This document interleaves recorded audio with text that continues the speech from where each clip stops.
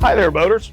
Welcome to Know Before You Go Boating Essential Series. I'm Captain Mark with Ingman Marine, and we're going to take a little time today and go over the techniques of boat ramps, boat handling, and all the things that may cause a little extra stress in your day when it comes to boating. Once again, as you start feeling the pressure of things around you, it creates stress. We're going to try everything we can today to alleviate that pressure for you and make it a stress-free day on the water.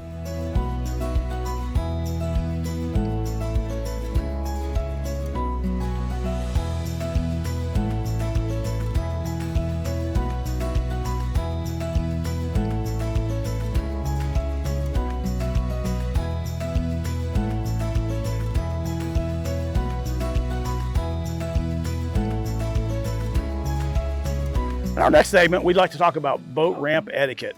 It's very important. It benefits us all. If you're actually in a situation at a ramp, the excitement level's up, the pressure's up. What you've actually are witnessing behind me is all the things you do not want to do at the boat ramp.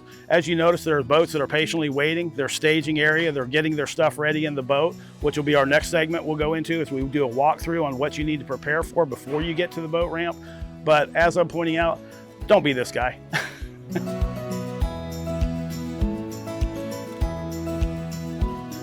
Let's talk about our staging area. It is important when you're on the staging area or the on-deck circle as we see it. We have a gentleman in front of us that's getting ready to put his boat in.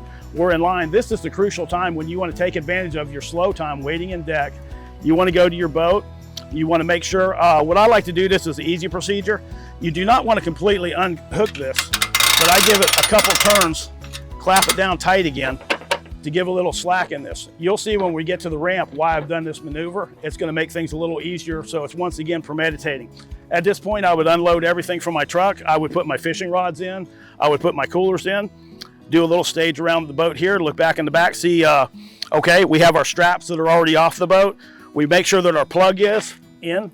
That is one of the fatal mistakes you never wanna make at a boat ramp. You always wanna have your plug in. Make sure the motor's gonna clear when we do the crest of the boat ramp. Just look at everything. We want to make sure our battery switch is on. One of the ways you can do that is actually, there we go, I'm checking my power so I know my power source is on. If it wouldn't, this would be the time I would climb in the boat and turn the battery on. Once again, look and make sure there's no obstacles or anything else that's going to inhibit me or tie me up on the boat ramp, thus holding up the next three people behind me. So that's sort of what I like to do when you're in the on-deck circle or the staging area.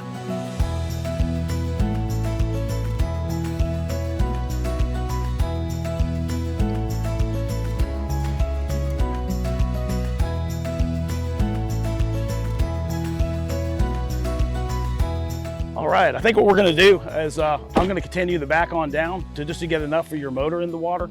Once the motor starts, you're good to go. Give me a thumbs up, some hand signals. I'll unhook the front, then I'll set you on down gently and away you'll go. Of course, I won't shoot you off because we never wanna do that at a boat ramp. I'll just let you off gently. You can back off and away you go. Okay, all right. So what we just witnessed here is we were in our staging area. We patiently waited our turn. Now we're at the boat ramp. This is a two-person deal.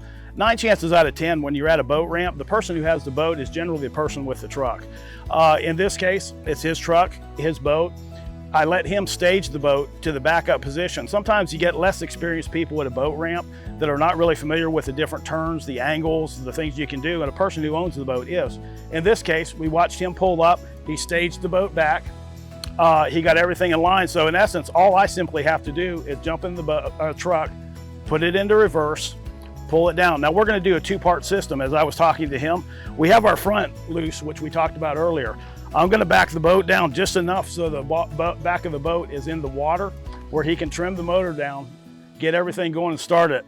What he's doing right now, he's in the boat. He's making sure his lanyard is attached. They do have a law, boats 25 foot and below. The kill switch must be attached to you when the motor's running. And he's checking the key switch, making sure all his systems are ready to go. So with that, we'll get started. We'll back down a little ways. You all set?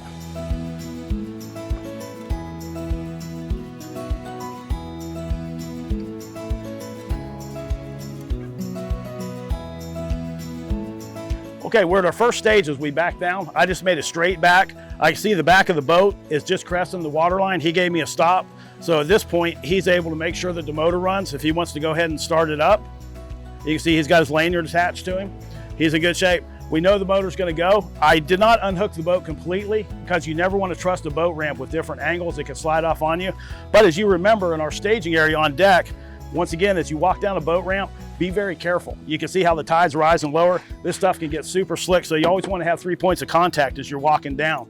As we come down, I'm going to get my point of contact. I'm going to reach here. Since we've already loosened this, I can just simply take this clip, pull it off without having to mess with this, thus saving time at the boat ramp. My next move, I'm going to get in the truck, back him on down, gently set him off, go stage the truck, come back and go for a good day of fishing.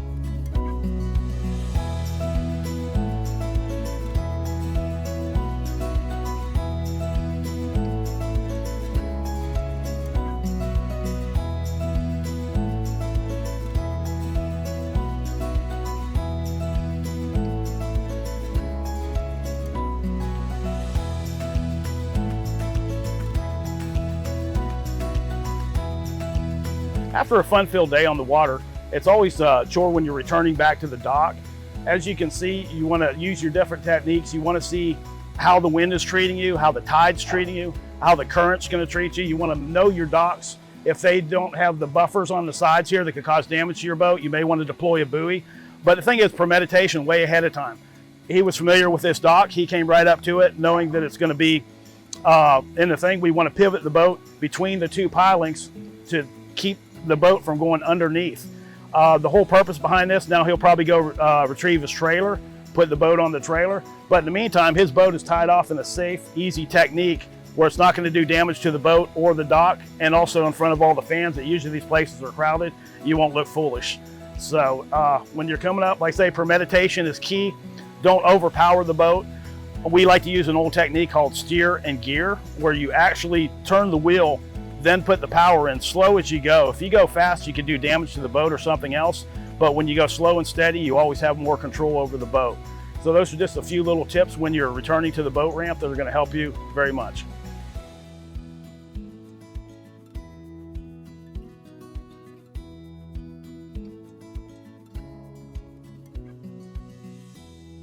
Thank you for joining us today. I hope we gave some insight onto the boat ramps and all the little problems you may run into, make things a little easier, stress-free, thus making it more safe. Safety is paramount on the water, because not only for yourself, for your family and everybody that's enjoying it. I hope everybody has a good, safe day. I'm Captain Mark with Ingman Marine. Thanks for watching.